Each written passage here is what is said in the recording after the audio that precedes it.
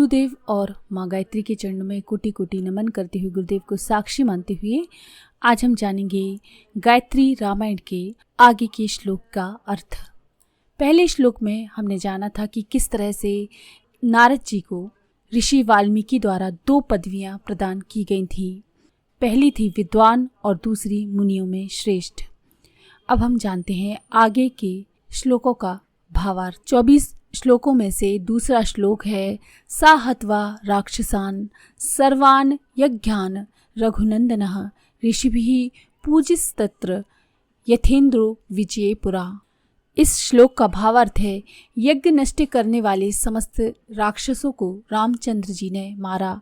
ऋषियों ने उनकी इसी प्रकार पूजा की जिस प्रकार पहले असुर विजय करने पर इंद्र की हुई थी।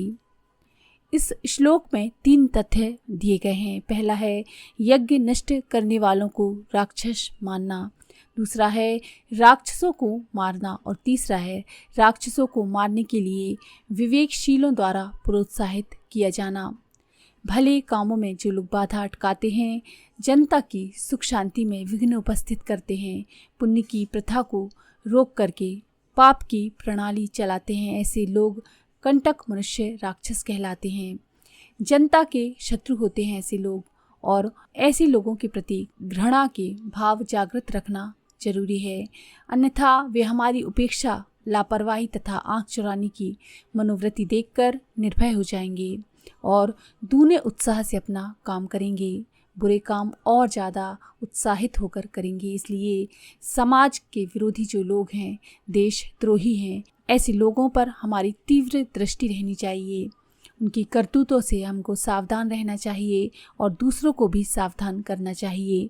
उनके विपक्ष में घृणा का वातावरण तैयार करते रहना चाहिए, जिससे कि वे राक्षसी वृत्तियां निर्भय होकर बढ़ने से डरें, ठिठकें। ऐसे लोगों के लिए दूसरा उपाय है उनका दमन करना। जहाँ व्यक्तिगत रूप से निपट लेने की अनिवार्य आवश्यकता है वहाँ तो दूसरी बात है, पर अन्य असाधारण अवसरों पर राज्य द्वारा ऐसे लोगों को दंड दिलवाना जरूरी है। विदेशी शासन चले जाने पर अब सरकार ही जनता का प्रतिनिधित्व करती है, इसीलिए दंड देने का कार्य जनता की सामूहिक दंड शक्ति द्वारा सरकार द्वारा उन्हें कुचलवाना चाहिए। ऋषियों ने राक्षसों को स्वयं नहीं मारा था। विश्वामित्र जी, राम और लक्ष्मण जी राजपुत्रों को उनको लाया गया था और उन्हें धनुष विद्या सिखाकर राक्षसों को मरवाया गया था।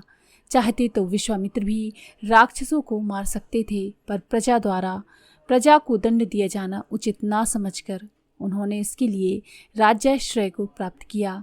हमें भी दुष्टों के दमन के लिए अपनी राज्य शक्ति का ही प्रयोग करना चाहिए।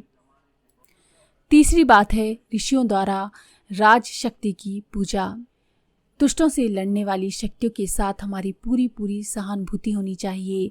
दुष्टों को सबक सिखाते हैं, उनको हमको प्रोत्साहित करना चाहिए। ये हो सकता है कि हमें किसी से किसी कारणवश विरोध हो, कोई असंतोष या द्वेष हो, पर जब राक्षसत्व के दमन का अवसर आए तो उस विरोधी का भी पूरा समर्थन और सहयोग करके असुरत्व को परास्त करना हमको चाहिए।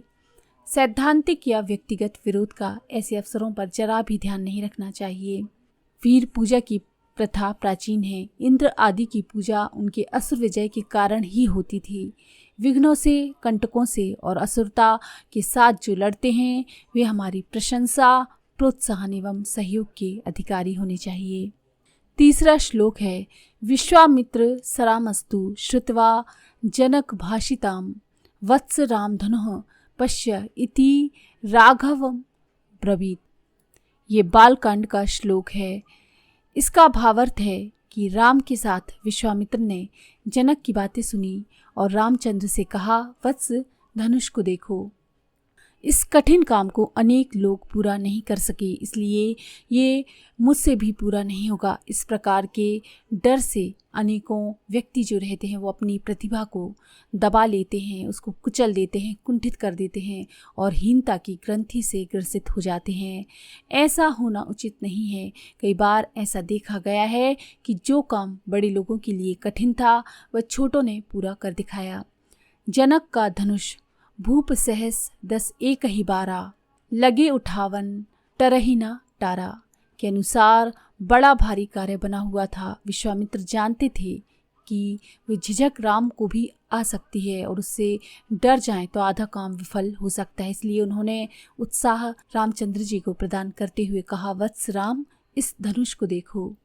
जो कठिनाइयाँ हमारे सामने आती हैं उनकी कल्पना बड़ी डरावनी होती है। ऐसा मालूम देता है कि वह विपत्ति ना जाने हमारा क्या कर डालेगी, परंतु जब मनुष्य साहस बांधकर उसका मुकाबला करने खड़ा हो जाता है तो विघ्न ऐसे सरल हो जाते हैं जैसे कि राम के लिए धनुष सरल हो गया था।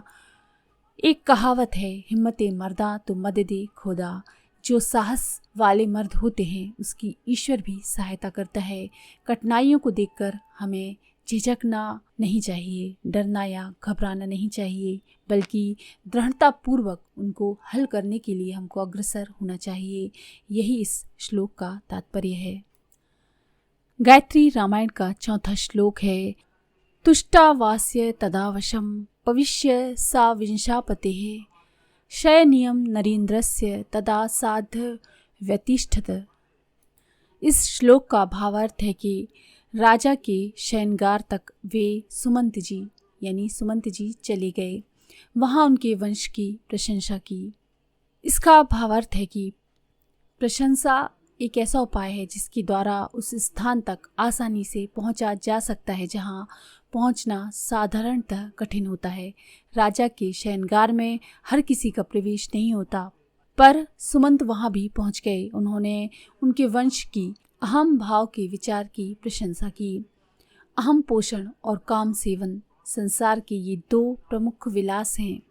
मन क्षेत्र का सबसे प्रिय विलास प्रशंसा है, यानी सब लोगों को प्रशंसा बहुत प्रिय होती है। अपनी प्रशंसा सुनकर सब कोई मोहित हो जाते हैं।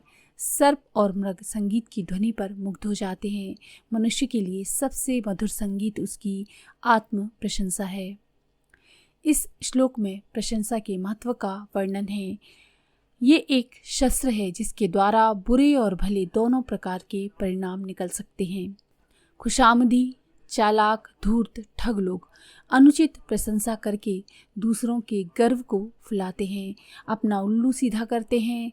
अनुचित प्रशंसा से फूलने वाले की आदत बिगड़ती है। उसे ऐसा भ्रम होता है कि मानो मैं वैसा ही हूँ। अपनी बुराइयां दिखाई नहीं पड़ती और अच्छाइयाँ अनुचित रूप से बढ़ी चढ़ी दिखाई देती हैं। इससे उसका मस्तिष्क अज्ञानताग्रस्त हो जाता है एवं भ्रांत हो जाता है। इसके कारण उसके कार्य भी बेढंगे हो जाते हैं। राजाओं, रिश्तेदारों, अमीरों, अफसरों आदि में इस प्रकार के खुशामद से उत्पन्न होने वाले अनेक प्रकार के उनके अंदर विकार पाए जाते हैं। परंतु यदि प्रशंसा का सदुपयोग किया जाए, उचित रीति से किसी का उत्साहवर्धन यदि किया जाए, तो उसके वास्तविक गुणों को अच्छे रूप में सामने रखकर उन्हें और अधिक बढ़ाने की शुभकामनाएं की जाएं, तो इससे उसका उत्साह और आत्मबल बढ़ता है। प्रशंसा की रक्षा के लिए वह बुराई से बचता है। सफ़ेद कपड़े वाला मनुष्य बहुत संभल कर बैठता है, उठता है, कपड़े मैले ना हो जाएं, इसका बहुत ध्यान रखता है। पर जो मैले कपड़े पहने हैं उसे इस प्रकार का कोई संकोच नहीं होता। प्रशंसा स्वच्छ चादर है और निंदा चिथड़ा। हमें अपने हर परिचित को सफ़ेद कपड़े पहनाने चाहिए, जिससे वह लोक जीवन में सावधानी और सुरुचि सीख पाए। तो अगर आपको ये जानकारी पसंद आई तो प्लीज़ लाइक करें, शेयर करें, सब्सक्राइब करें मंत्र सिद्धि चैनल को। धन्यवाद।